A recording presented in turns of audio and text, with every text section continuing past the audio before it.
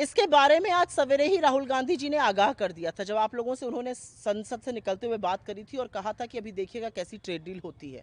इससे ज़्यादा भयावह और बुरी खबर हिंदुस्तान की अर्थव्यवस्था के लिए, हमारी इकोनॉमी के लिए नहीं हो सकती थी। 25% टैरिफ लगाया गया है और साथ ही में पेनल्टी लगाई गई है रूस से तेल खरीदने के लिए, रूस से आर्म्स एंड एम्यूनिशन खरीदने के लिए।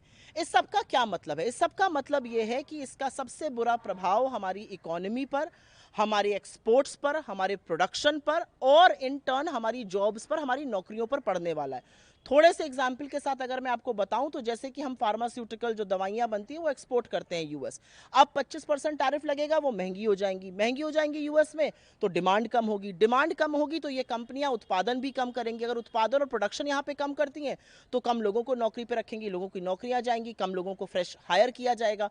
तो इसका बहुत बड़ा एक कुचक्र है और उसका बड़ा भयावह परिणाम होने वाला है। ये दो चीजों का सूचक है। ये सूचक है हमारी बिल्कुल विफल ध्वस्त विदेश नीति का।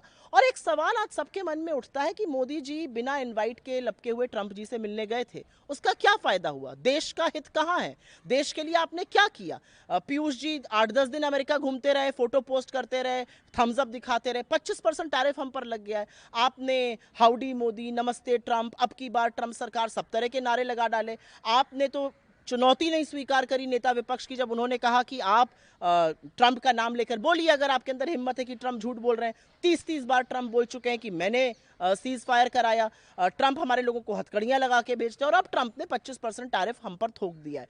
तो सवाल इस बात का है कि जब ये सब हो रहा है तो नरेंद्र मोदी जी के पास आज क्या जवाब है? इतना बड़ा कुप्रभाव इस देश की इकोनॉमी पर इसका होने वाला है, तो कुछ ना कुछ तो प्रिपरेशन सरकार ने की होगी ना। कितने सेक्टर है? इलेक्ट्रिकल है, फार्मास्यूटिकल्स है, जेम्स एंड ज्वेलरी है, मिनरल्स है, तमाम टेलीकॉम इक्विपमेंट्स है, इलेक्ट्रॉनिक्स है, ये सारे सेक्टर इससे प्रभावित होने वाले हैं। तो विफल विदेश नीति और उसका यूज सिर्फ और सिर्फ अपनी छवि चमकाने के लिए जो मोदी जी कर रहे हैं, आज उसका नतीजा सबके सामने आ गया। लेकिन राहुल जी इसके बारे में बार बार सदन और सदन के बाहर आगाह कर रहे थे।